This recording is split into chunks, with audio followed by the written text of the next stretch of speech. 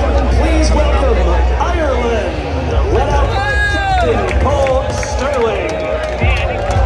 The men in green will be looking to defend the target set for India of 97 runs.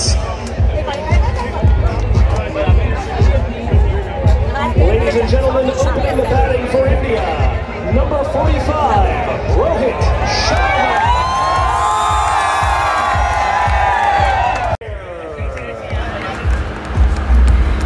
নমস্কার বন্ধুরা, কেমন আছো সবাই? আমি তো খুব ভালো আছি। আবার আরেকটা ব্লগ নিয়ে চলে এসেছি। তোমরা নিশ্চয়ই এর আগের ব্লগটা যারা দেখেছো জানোই যে সেই যে ইন্ডিয়া আয়ারল্যান্ডের ম্যাচের যে ব্লগটা আমি কন্টিনিউ করছিলাম, সেটা তো সেই দিন খুব বড় হয়ে যাচ্ছিল, তাই জন্য আর বেশি ভিডিওটা আমি কন্টিনিউ করিনি। তা সেইটারই সেকেন্ড পার্ট নিয়ে আমি আজকের ব্লগটা চলে এসেছি। দেখো, এটা হলো তোমাদের মনে আমি দেখিয়েছিলাম কত অবধি, ব্রেক অবধি। এবার হলো শুরু হয়েছে আমাদের ইন্ডিয়ার ব্যাটিং। তা ফার্স্টেই যে আমাদের টপ ব্যাটসম্যান যে রোহিত শর্মার কোহলি নেমে গেছে, তো ব্যাট শুরু হয়ে গেছে ব্যাটিং। আর এই দেখো ওপর দিয়ে চলছে হলো হেলিকপ্টার, মানে এরা হলো সিকিউরিটি, পুরো একদম ব্যাপারটাকে টহল দিচ্ছে পুরো মাঠটাকে। আর এই যে খেলা স্টার্ট হয়ে গেছে। আর ইন্ডিয়ার ব্যাটিং মানে তো অবশ্যই সেটা তো দারুণ একটা এক্সাইটমেন্ট, সেই চলছে ব্যাটিং। এই ব্লগটা যখন তোমরা দেখতে পাবে, পোস্ট হবে ব্লগটা, তখন অলরেডি ইন্ডিয়া পাকিস্তানের যে দারুণ একটা ম্যাচ ছিল সেটা হয়ে গেছে, এবং সেটার রেজাল্টও আমরা অলরেডি সবাই জানি, সেটা হলো ইন্ডিয়া উইনার।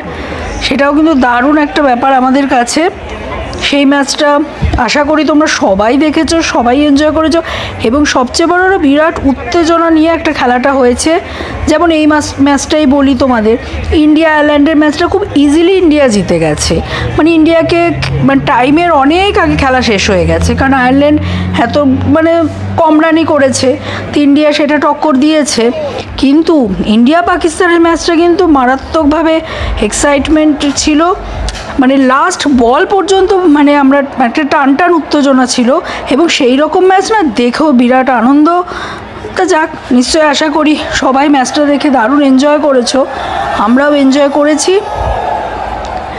আর সেদিন তো মানে মাঝখানে একটু বৃষ্টিও হয়েছিল বলে একটু কিছুক্ষণ খেলাটা বন্ধ ছিল, তারপর বাকি সময়টা ওয়েদারটা ভালো ছিল। আর এই যে ইন্ডিয়া আয়ারল্যান্ডের যে ম্যাচটা, সেটার ওয়েদার তো তোমাদের আগেই রিপোর্ট ওয়েদার দিয়েছিলাম যে খুবই ভালো ওয়েদার গেছে সেদিন। ওই জন্য মানে মাঠেও দেখো সেদিনও বেশ ভিড় আছে, কারণ এটা হলো ইন্ডিয়ার ফার্স্ট ম্যাচ এই স্টেডিয়ামে, সুতরাং স্বাভাবিকভাবেই দারুণ ব্যাপার।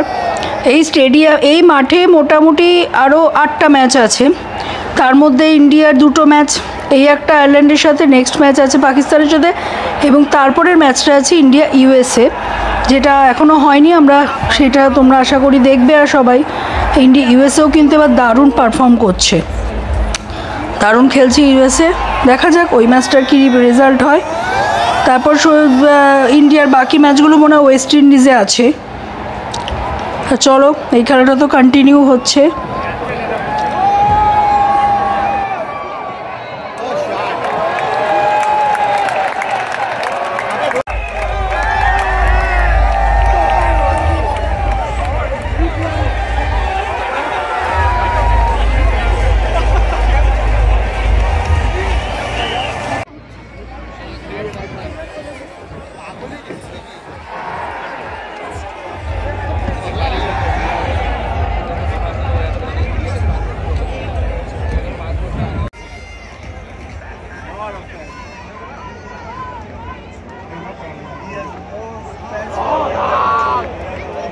Guys, you gotta sit in your seats, please. No one can be in the aisles. তোমরা নিশ্চয়ই যে 2টো খেলা লাস্ট, অবশ্যই তো ইন্ডিয়া 2টো খেলা তোমরা অবশ্যই দেখেছো, দেখে তো তোমরা বুঝতেই পেরেছো এটার পিচটা কীরকম। পিচটা তো অবশ্যই একটা স্লো পিচ, তাই জন্য ব্যাটে বেশি রান উঠছে না, তাছাড়া আউটফিল্ডটাও খুব স্লো, এই জন্য মানে ব্যাট করলেও মানে যে বলটাকে বেশি স্পিডে যেতে পারছে না বলটা, ওই জন্য এই ম্যাচে এখনও অবধি দেখবে তুমি রান রেটটা খুব একটা বেশি উঠছে না।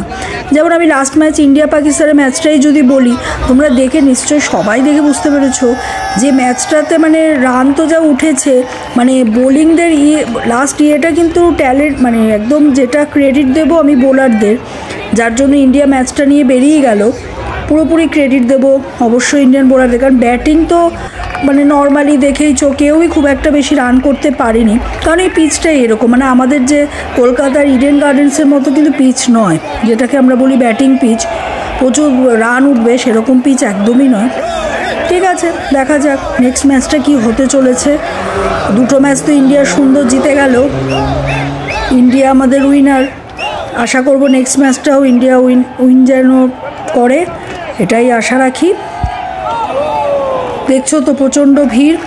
তোমাদের আমি এর আগেও, তোমরা যারা দেখোনি বলে দিই, এর আগের একটা ব্লগে তোমরা দেখতে পারবে এখানে একটা ফ্যান পার্ক যেটা ওয়ার্ল্ড ট্রেড সেন্টারে করা হয়েছে এই ওয়ার্ল্ড কাপকে কেন্দ্র করে, সেটাও আমরা একদিন গেছিলাম, যেটা তোমাদের সাথে অবশ্যই আমি ব্লগে শেয়ার করেছি। যেখানে কি বলতো একটা বিরাট স্ক্রিন লাগিয়ে দিয়েছে এবং তার সাথে কি বলতো অনেক রকম ব্যবস্থা রেখেছে, মানে বেশ এনজয়মেন্টের জন্য। মানে ধরো তোমার বাচ্চাদের জন্য মুখের মধ্যে ফ্ল্যাগ এঁকে দিচ্ছে, তুমি চুজ করতে পারবে যে যে দেশে, একটা ফেয়ার টাইপের। তারপরে একটু ব্যাট বল করতে পারবে তুমি প্র্যাকটিস, প্লাস তুমি স্ক্রিনে বসে ওখানে খেলা দেখতে পারবে। আর পরিবেশ চারিদিকে হলো ওয়ার্ল্ড ট্রেড সেন্টার, বড় বড় বিল্ডিং, ওটাও একটা দারুণ পরিবেশ করেছে, কারণ সবার পক্ষে তো স্টেডিয়ামে গিয়ে খেলা দেখা পসিবল না। ওটাও একটা দারুণ, ওটাও আমরা গিয়ে এনজয় করেছি।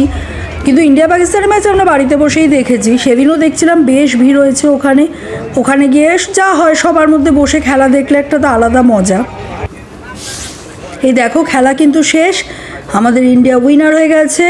এটা হলো মাঠ, দেখে বুঝতেই পারছো মাঠ খালি, সব মোটামুটি স্টেডিয়ামও খালি হয়ে গেছে।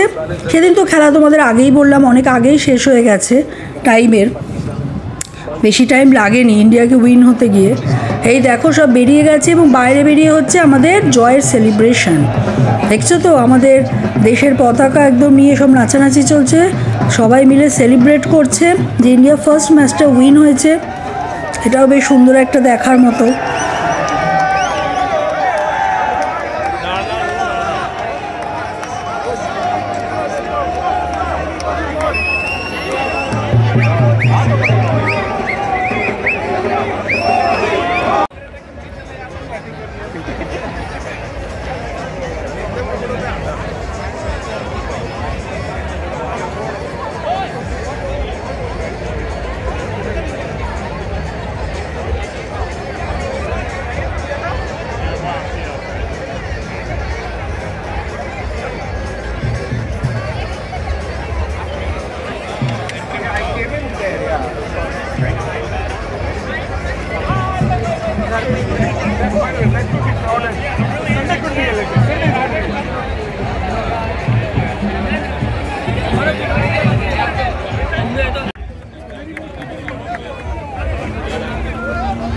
চলো এবার তো ম্যাচ শেষ, সেলিব্রেশনও সব করে নিয়েছে, এবার আস্তে আস্তে সব বেরিয়ে যাচ্ছে, দেখতেই পাচ্ছ দুপুরবেলা।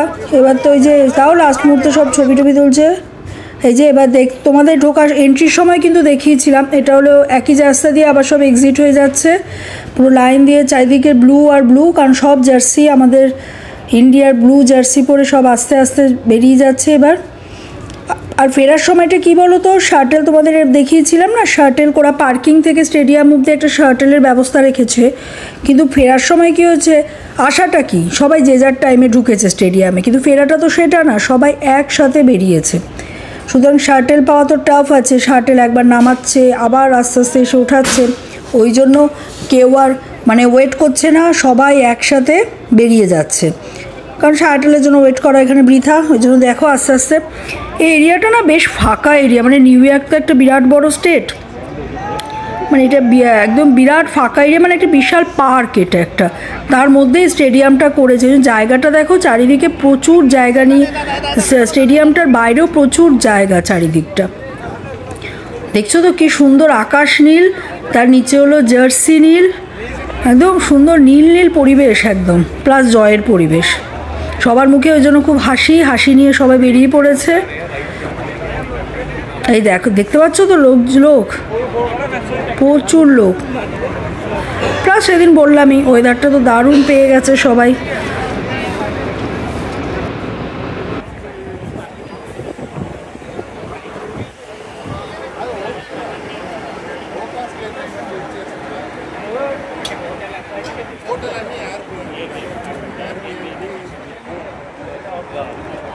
Gracias.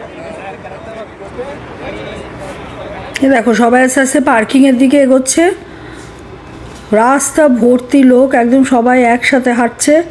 এই রাস্তাটা পুরো একদম ফাঁকাই করে দিয়েছে, মানে সব মানে খেলা পারপাসই, যেহেতু এখানে একটা খেলা চলছে, পুরো ফাঁকা, সব রাস্তা ধরে আস্তে আস্তে করে এগিয়ে যাচ্ছে।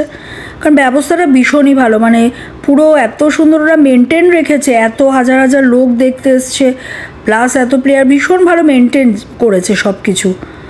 আর এখানে তো সেই দেশে সব কিছুই ভীষণ ভালোভাবে ওরা মেনটেন রাখেই। দেখো চলে এসে অনেকটাই কিন্তু বেশ রাস্তা, কিন্তু উপায় ছিল না, তাই হাঁটা পথেই আসতে হয়েছে পার্কিংয়ে। পার্কিংটাও বিরাট বড় এরিয়া, কারণ এই জায়গায় না গাড়ি ছাড়া যাওয়া অসম্ভব, তোমাকে গাড়িটাই সবাইকে নিয়ে, মানে গাড়ি নিয়েই সবাইকে আসতে হয়েছে। এই দেখো বিরাট বড় পার্কিং এরিয়া, তাতেও দেখো ভর্তি হয়নি এত গাড়ি আসার পরও। এই দেখো এটা একটা নতুন জিনিস, এটা হলো আয়ারল্যান্ড ইন্ডিয়ান জয়টাকে সেলিব্রেট করছে, এটা কিন্তু সত্যিই দেখার মতো। ইন্ডিয়ান তো ইন্ডিয়ানদের জন্য সেলিব্রেট করবে, কিন্তু আয়ারল্যান্ডও যে অন্য দেশের জন্য সেলিব্রেট করছে, এটা সত্যিই দারুণ ব্যাপার।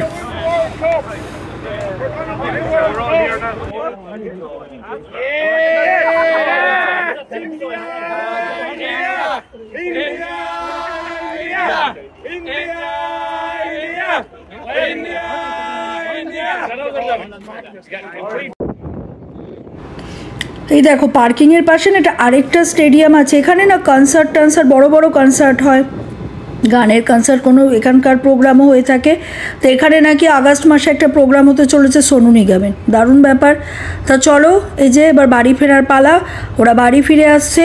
আজকের ব্লগটা এতটাই, অবশ্যই জানাবে কেমন হলো লাগলো ব্লগটা, আর প্লিজ লাইক কমেন্ট শেয়ার এবং সাবস্ক্রাইব অবশ্যই করে দিও। সবাই খুব ভালো থেকো, সুস্থ থেকো। তাহলে আজকের জন্য টাটা।